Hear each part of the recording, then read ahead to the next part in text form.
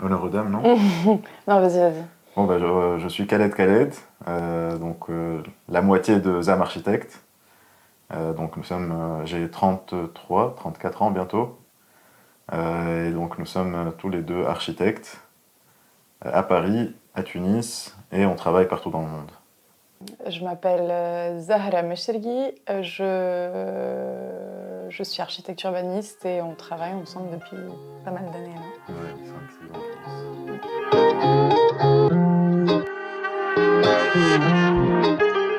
Start it up.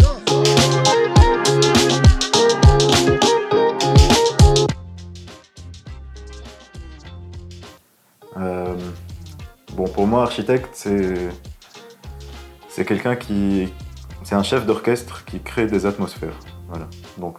C'est pas forcément du bâti, c'est souvent du bâti forcément, mais c'est quelqu'un qui doit coordonner le travail de plein de personnes dont il ne maîtrise pas à 100% les compétences, dont il n'a pas toutes les compétences, mais qui est responsable du rendu final et de l'atmosphère qui est créée par un espace, un lieu, une scénographie, un objet, de l'émotion en tout cas que ça dégage. Voilà. Pour moi, un architecte, c'est un artiste auréolé de technicité et d'expérience. Alors principalement, en général, on commence l'architecture après le lycée. Et dans le système scolaire, en général, on a des problèmes très précis. Et on sait quels sont le champ des solutions possibles à appliquer pour pouvoir résoudre ce problème. Et l'architecture, c'est totalement le contraire. Donc c'est souvent, en première année, c'est un peu une bascule. L'architecture en général, et particulièrement, que ce soit les études ou la pratique, il faut être extrêmement ouvert, curieux, et aller soi-même chercher des solutions, des informations, des manières de travailler, des manières de concevoir. Il n'y a pas de recette miracle, il n'y a pas une solution ou un process. Il faut vraiment être totalement curieux, ouvert, et ne jamais s'arrêter d'avoir les yeux grands ouverts, les oreilles grands ouverts. Donc, il faut vraiment parcourir tout le champ des possibles sur chaque solution. Et c'est ça pour moi qu'on apprend pendant les 5 ans d'architecture, au final, à part bien sûr les éléments purement techniques. Moi, j'ai une petite recette miracle quand même, qui vient directement du Testament de Rodin, que je vais dire du coup, interpréter aux jeunes archis. Jeunes gens qui voulaient être les officiants de la beauté, peut-être vous plaira-t-il de trouver ici le récit d'une longue expérience. Aimez dévotement les maîtres qui vous précèdent. Inclinez-vous devant Phidias et devant Michel-Ange.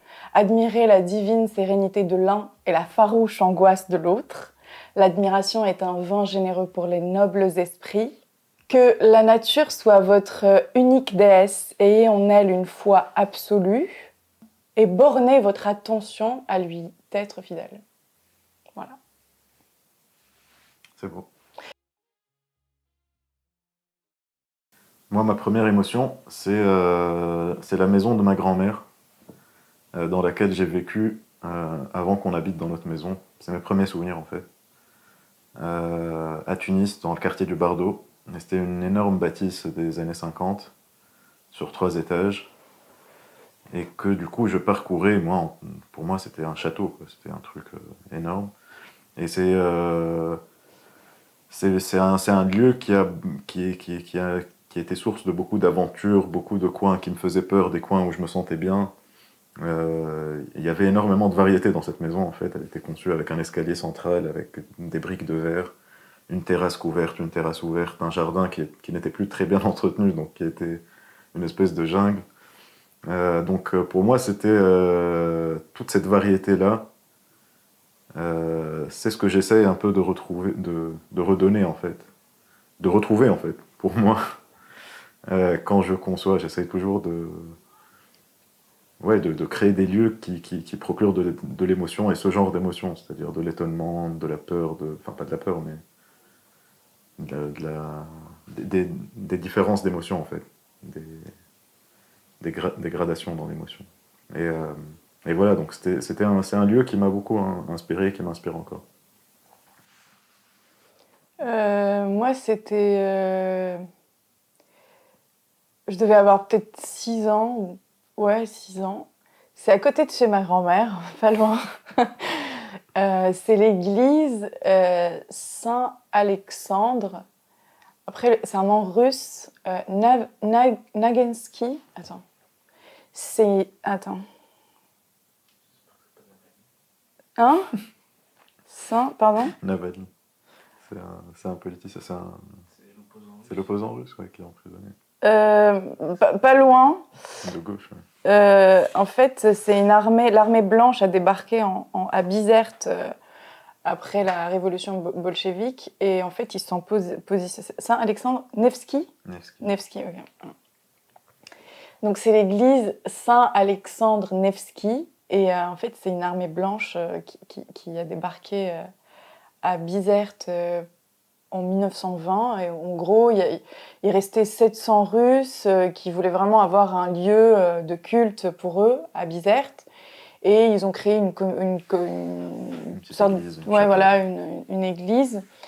Et c'est la prolongation de la rue d'Espagne à Bizerte. Et vraiment, c'est le tissu urbain est très, très colonial. Et avec des parties très arabesques, etc. Et elle est là, posée, comme ça. On dirait qu'on l'a coupée de la Russie et qu'on l'a positionnée. Et du coup, la première fois où je l'ai vue, j'avais l'impression de voyager dans le quartier de ma grand-mère. Ce qui m'a vraiment donné un sentiment d'étonnement extrême. Et je pense que c'était ma première émotion, ouais. Et elle est très très belle, cette église. Voilà.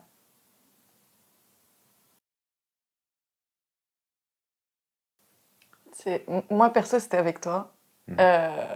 C'était l'année dernière, au mois de mars. Barragan. C'était la Casa Giraldi à Mexico City. Et c'était la première fois que je sentais... c'était... Ouais, c'est Luis Barragan, l'architecte, qui est le maître mexicain. On va pas dire érotique, mais en fait, là, c'est une sensation incroyable. En fait, il y a tout un parcours pour avoir cette sensation en question. C'est un long couloir parsemé de meurtrières de couleur jaune un peu pastel. Donc ça crée une ambiance assez jaunâtre dans ce couloir-là. Et après, il y a une porte en bois massif qu'on ouvre. Et là, on est devant la piscine avec un panneau. Une piscine intérieure avec un fond bleu, un mur rouge. Tout vibrait. J'avais l'impression de vibrer de la tête aux pieds, quoi. Enfin, c'était une sensation.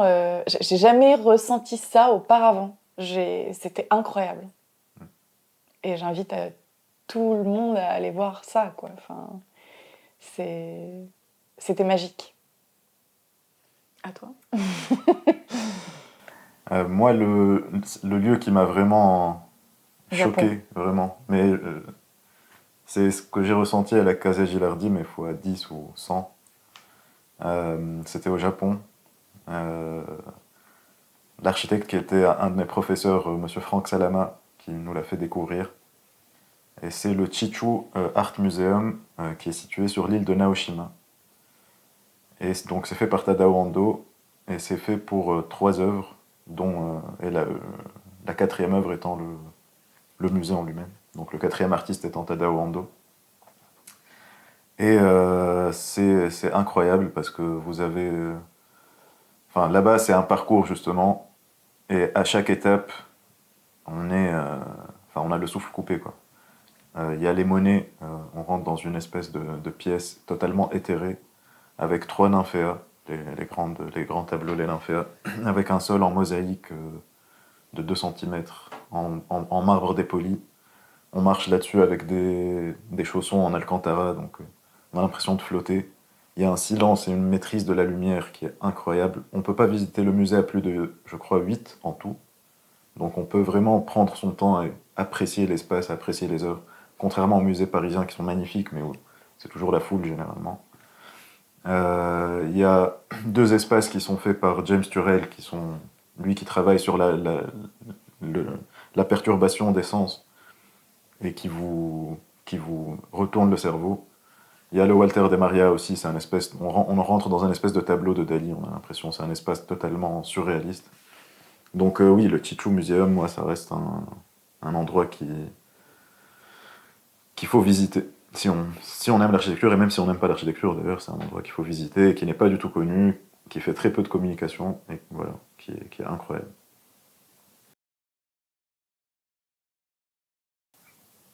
Moi, ce qui sous-tend un peu toute ma pratique, toute notre pratique architecturale, c'est vraiment de partir du site, en fait, du contexte.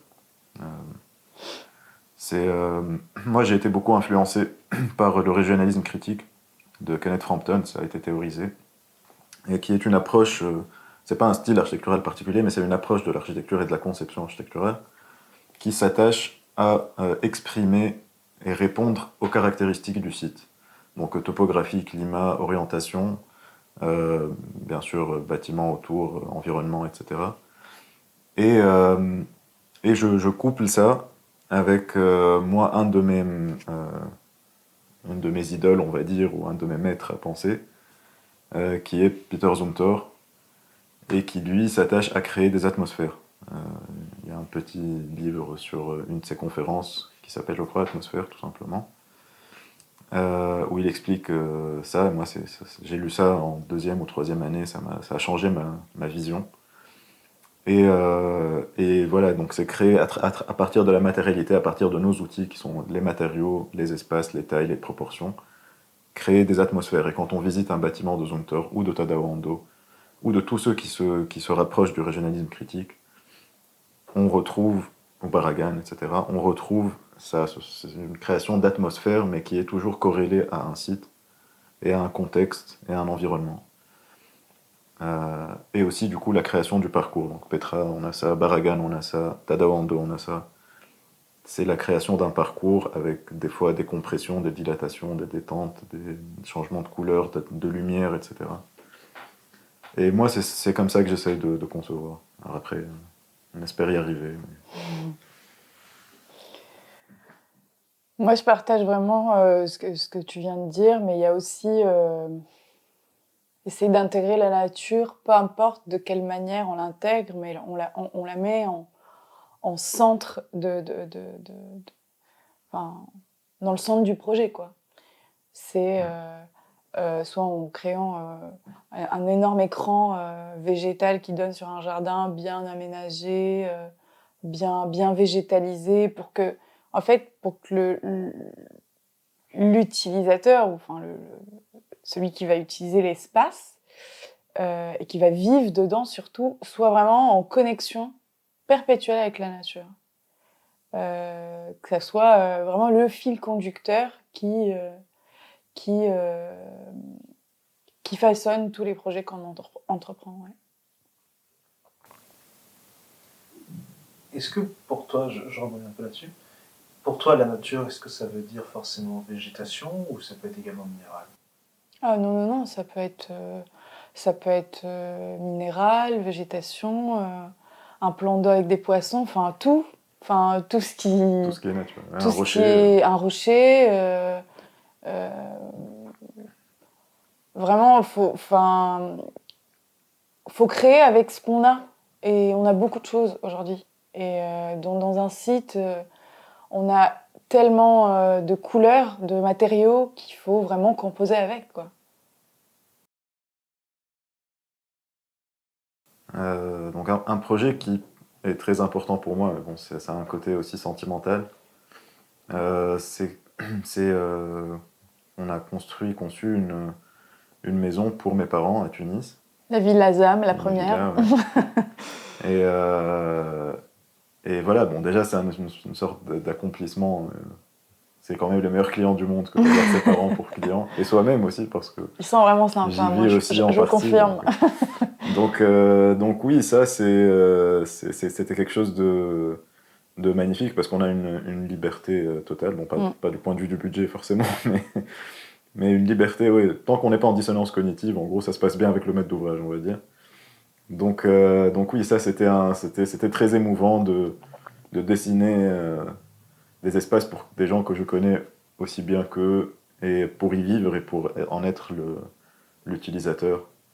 Donc voilà, je pense que je n'aurais pas à refaire ça plein de fois dans ma vie, donc c'était très émouvant de voir ça sortir de terre pour moi. Et en plus, j'ai pu y mettre aussi beaucoup de choses, j'ai pu me faire plaisir aussi, et exprimer un certain nombre de choses que parfois on ne peut pas exprimer parce que le client n'est pas dans la même euh, optique, ou qu'il y a des questions budgétaires, ou que voilà, ça ne s'y prête pas. Donc là j'ai pu, oui, expurger tout un tas d'envie et de volonté.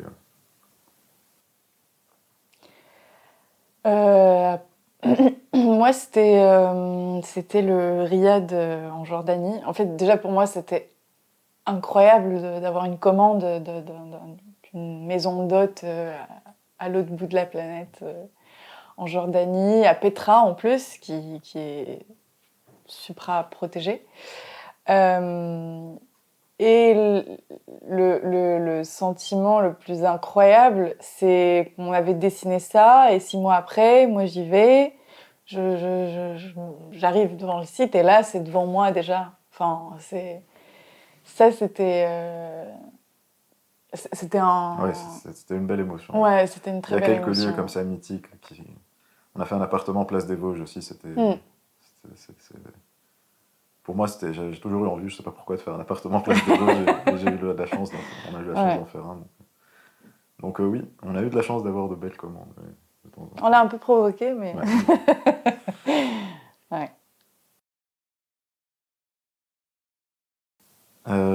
Bon, le projet réel, pour moi, le Graal, c'est un musée. C'est toujours quelque chose, voilà, qui est... J'espère qu'on aura la chance d'en faire un. Et en projet fictif, moi, j'aurais toujours rêvé de travailler sur le Dune de Jodorowsky, qui n'a jamais vu le jour. Il y avait Möbius, il y avait tout un tas de grands artistes qui l'a rassemblé, qui ensuite, à la suite quand le projet a capoté, ils ont tous, à Hollywood, renversé artistiquement, en fait, Hollywood. Il y a eu Alien, toute la direction artistique d'Alien vient de là. D'ailleurs, il y a un très beau documentaire qu'Arte vient de sortir, qui a été fait par le fils, enfin avec le fils en tout cas de Jodorowsky. Et voilà, donc moi j'aurais aimé concevoir comme ça une station spatiale, un vaisseau, un palais pour Dune. Moi, Dune, c'est un univers qui me fascine incroyablement, donc j'aurais aimé concevoir quelque chose là-dedans. Alors, un projet réel, c'est un aéroport. Parce qu'en fait, mon père, il est pilote de ligne. Il a toujours voulu que je fasse ça, mais non, c'est pas fait. Et du coup, il y a mon frère aussi qui est en cours là, qui fait pilote en devenir. Et en fait, ce rêve sera vraiment accompli quand j'aurai fait l'aéroport et que mon père et mon frère atterrissent sur les pistes. Mais ça, c'est un rêve. On verra si c'est un jour, ça sera avis fait. à ADP s'ils ont... Voilà, aéroport. Et fictif, je sais pas. Moi, j'aimerais bien faire un film où je mettrais en lumière toutes les architectures qui me touchent, en fait, et tous les monuments qui m'ont bouleversée et qui m'ont émue. Ouais, pourquoi pas. Nous, on est très complémentaires, en fait. C'est ça qui est intéressant. Moi, je suis plus technique, production, etc. Zara est plus... créativité, fantaisie. Donc moi, je suis obligé à chaque fois de me recadrer. Non, mais Zara, on peut pas faire ça. Voilà. Elle a aussi plus la fibre, on va dire, relationnelle, etc. Ouais. Relation publique que moi. Moi, j'aime les gens, toi, pas. Ouais. Non. Moi, j'ai plus le côté, on va dire, recherche conceptuelle ou recherche théorique, etc. Et pratique, en fait. Et on a un staff qui est à Tunis, du coup, puisqu'on est entre Tunis et Paris. Et c'est des gens avec qui, c'est vraiment des confrères avec qui on travaille depuis vraiment... Ouais, on essaye d'avoir des relations horizontales. En fait. Voilà, c'est ça, depuis longues années. Et qui sont des gens avec qui on a beaucoup d'affinités aussi. Hein. C'est ça. On a du mal à avoir une relation comme ça, verticale, purement Oui, voilà. professionnelle, détachée de toute. Pour moi, c'est un peu comme investir dans un sport co, quoi. Voilà, il faut que. Non, c'est vrai, c'est-à-dire qu'il y a plein de gens, avec chacun qui a des intérêts personnels, mais il y a Ouais. l'intérêt de l'équipe. Bon, il y a toujours un coach, il y a toujours une stratégie, il y a toujours un Mm. plan de jeu, mais il faut que tout le monde soit heureux, soit dans de bonnes dispositions et soit conscient de l'effort collectif. Après, oui, enfin, il y a ça. Et puis après, ce qui est cool aussi, c'est que parfois, il y a inversion de rôle. Oui, bien sûr.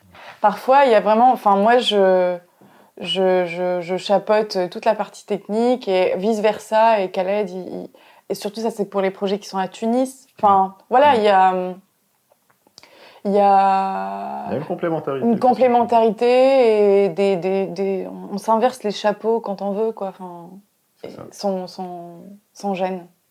C'est ça. C'est comme au foot. Des fois, le numéro Non, mais 10, parce c'est qu'il y a lui. la CAN en ce moment, il est comme Ouais, un voilà, fou, là. c'est toujours comme ça. La Coupe d'Afrique, là, Ouais. il rajoute, enfin, il ramène tout, tout au foot. D'ailleurs, un stade, ce serait pas mal pour revenir sur la question. La CAF, la FIFA, si on entend. Ouais. C'est au cas par cas, franchement. Il y a pas, on n'a pas une méthode. Parfois, lui, il peut être porté sur un projet et animé par un projet plus que moi. Et là, vice-versa. Enfin, il n'y a pas une méthodologie. Il n'y a pas de process en fait établi. Bon, il y a toujours des petites clés, bien sûr. Il y a toujours Oui. des petits garde-fous, etc. Mais on se fait beaucoup confiance et des fois, il y a un des deux qui va avoir vraiment une idée à laquelle il tient ou une vision pour le projet. Et ensuite, bien sûr, on en discute. On griffonne, on fait des allers-retours. On discute aussi avec les clients, parce qu'on n'est pas tout seul comme ça à concevoir. Donc oui, il n'y a pas de rôle vraiment clair. On se fait beaucoup confiance, donc on n'a jamais eu de problème à ce niveau-là.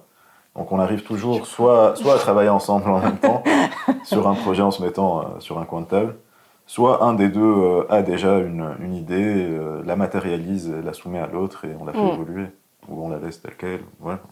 Donc, Qui parfois peut être bridé par le client. Enfin, bien sûr, le après il y a dommage. des contraintes. Voilà. Mais il n'y a pas de... Il n'y a pas de recette miracle en fait, en architecture, ça, c'est quelque chose d'important. Ouais, voilà. C'est comme... On n'est pas une start-up, il n'y a pas de process. On est une agence classique. un atelier. Voilà. Moi, j'aime bien, on est des artisans. Voilà, c'est ça. Voilà, on est là, il faut façonner, il faut jeter, il faut refaire, il faut polir, repolir. Donc, moi, je me vois comme un artisan plus que comme un chef d'entreprise comme ça, un peu détaché de tout. J'aime bien la matière, moi. Je suis quelqu'un de terrien, d'accroché à la terre et à la matière. Donc. En fait, on n'a pas eu réellement de premier projet comme ça, bien fixe. On a travaillé ensemble dans la même boîte, donc en fait, ça a commencé il y a 5 ans. Oui, il y avait tout un tas de sujets. Moi, j'étais un peu à mon compte et je travaillais de manière très étroite avec un client avec qui Zara travaillait aussi beaucoup. Donc, on a beaucoup collaboré sur plein de projets pour ce client. Et puis t'étais mon... Parce qu'après l'archi, moi, j'ai fait un master en management management de projet. On a tous les deux fait d'ailleurs le master. Dans des écoles différentes. Monsieur a fait Centrale. Moi, et du coup, j'étais un peu aussi son tuteur. Ouais, c'est ça. Donc, on a travaillé en plus sur le même sujet. Enfin, pour moi, je pense que le premier projet sur lequel on a vraiment bossé ensemble, c'est mon sujet de mémoire. Ouais, c'est le lean management dans la construction. Lui, il l'avait abordé d'une manière, moi, je l'avais abordé d'une autre, et on échangeait. Je lui posais tellement de questions pour comprendre comment faire, comment ça se passe, en fait, comment on peut, si tu veux, appliquer un process de management de Toyota sur la construction. Et c'était vraiment quelque chose de très délicat. Et voilà, c'était un des premiers sujets sur lesquels on s'est posé sur une table et il m'expliquait, on fait ça, voilà. Ouais, donc après il y a eu tout un chapelet de projets sur lesquels on intervenait plus ou moins différemment. Et ensuite, c'était du coup très naturel de créer une structure ensemble. Et donc je serais incapable de vous dire quel est le Ouais, premier. À moi part aussi. ça, oui, c'est vrai, c'était la première fois qu'on a collaboré Oui, sur voilà. quelque chose. Mais il n'y a pas eu comme ça une commande précise. La première Fixe. commande Il y en a tout un tas. enfin, privée ou publique, non, en fait, non. On a déjà, enfin, on était déjà dans le même bain et du coup, après, on a commencé à travailler sur divers projets. Bon, pour moi, un projet réussi, déjà, la première chose, il faut toujours être humble. Le projet, on le fait pour quelqu'un. Donc pour un client, pour les utilisateurs, pour le maître d'ouvrage et pour les utilisateurs. Parce que parfois, le maître d'ouvrage, c'est découplé avec les utilisateurs. Donc pour moi, la chose la plus importante, c'est que déjà, ces personnes-là soient satisfaites, que le projet se soit déroulé d'une manière fluide et fiable, etc. Voilà. Euh, et ensuite, bah, on essaye aussi d'exprimer tout un certain nombre de choses. Et, toutes nos volontés, toutes nos envies. Mais pour moi, ça passe dans un second plan. Je reviens à la métaphore de l'artisan. Voilà, pour moi, on offre quelque chose à des gens qui vont l'utiliser. Sinon, bon, par exemple, si on prend un peintre ou un sculpteur, voilà, il va faire quelque chose déjà pour lui, et quand lui est satisfait, c'est bon. Là, il faut toujours, pour moi, faire rentrer ça. Et la deuxième chose très très importante, c'est les équipes qui travaillent. Parce que nous, on est le chef d'orchestre peut-être, mais la musique, elle sort des instruments, des équipes qui construisent et qui sont là, et aussi les ingénieurs, tous les partenaires en fait sur un projet. Et pour moi, ce sont des gens qui sont très très importants et qui doivent être entendus et pris en compte à tous les niveaux. En gardant bien sûr l'arbitrage chez nous et chez le maître d'ouvrage, parce que c'est comme ça que ça avance, mais ouais. C'est ça, un projet réussi, c'est quand ces trois pôles sont satisfaits, en fait. Avec cette hiérarchie que j'ai établie.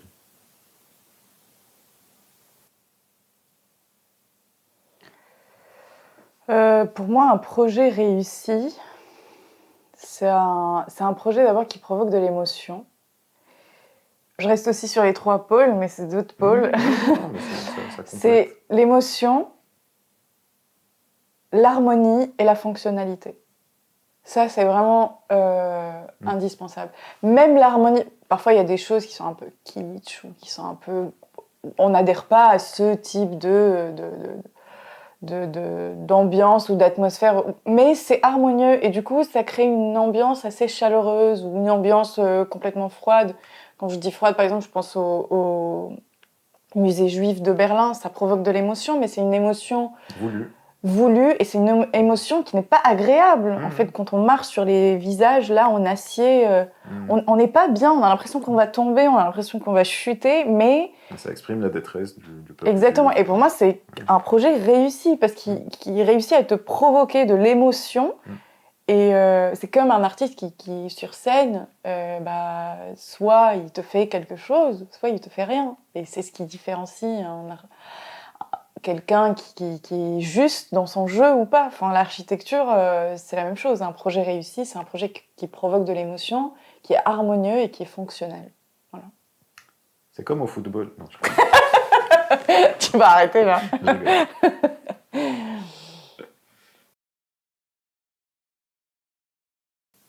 Moi, on va dire il y a deux grandes typologies de relations par rapport à la maîtrise d'ouvrage. Il y a la maîtrise d'ouvrage professionnelle et la maîtrise d'ouvrage particulière, on va dire, des particuliers. Et les deux ont leurs avantages et leurs inconvénients. En général, quand on est avec des particuliers, il y a beaucoup plus d'affect qui est en jeu.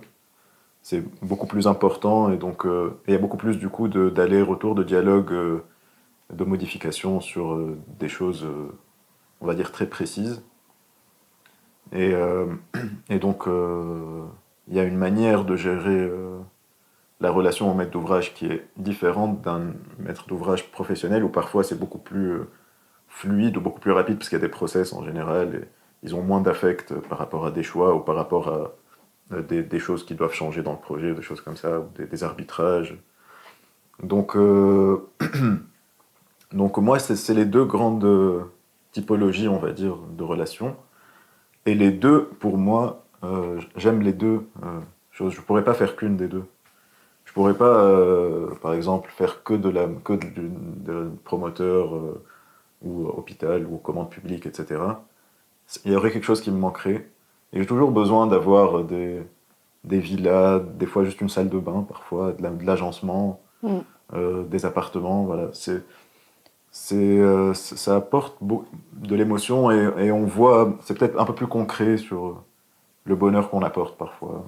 Je sais pas, il y a une forme de satisfaction en fait à accomplir ce genre de projet. Alors moi, en une seule phrase, la relation est souvent délicate, comme les textes de Tchekhov, c'est de la dentelle en fait. Faut doser, il faut pas mettre tout son affect non plus. Enfin voilà, c'est très délicat. Et c'est challengeant parce que voilà, chaque personne est fidèle à elle-même et différente dans un couple, on peut trouver deux univers complètement différents. Donc c'est vraiment très délicat. Voilà, c'est tout. Ah, il y a une blague à ce sujet, enfin, une citation humoristique. C'est un promoteur irakien, je crois, ou iranien, je ne sais plus, qui disait un architecte, c'est quelqu'un qui sait peu de choses sur un nombre très vaste de sujets. Un ingénieur, c'est quelqu'un qui sait beaucoup de choses sur un nombre très limité de sujets. Et un promoteur, c'est quelqu'un qui commence par savoir tout sur tout et qui finit par ne savoir rien sur rien à force de fréquenter les deux. Donc voilà, ouais, c'était juste pour la blague. Non mais c'est vrai, c'est vraiment tellement délicat et tellement précieux aussi parce que si ça bute à un moment donné, c'est toute la vie du projet qui est remise en question. Voilà, c'est de la dentelle, moi je dirais.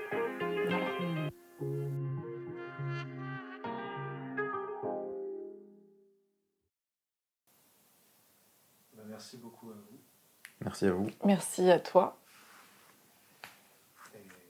Et j'ai beaucoup ri. Je m'attendais pas à rire autant. On peut enlever ? Et la déception de mon père pour le fait pour que le pilotage. Je vais juste d'enregistrer ça, c'est parfait, combler la déception de mon père. Ça va devenir un mème, je sais, sur Internet. Combler la déception de mon père. Alors pour moi, un architecte, c'est un artiste auréolé, ça se dit ? Non ? Auréolé. Auréolé.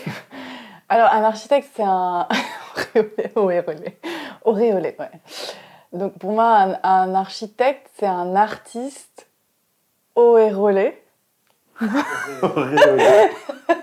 Pour moi, un architecte, c'est un artiste auréolé de technicité et d'expérience.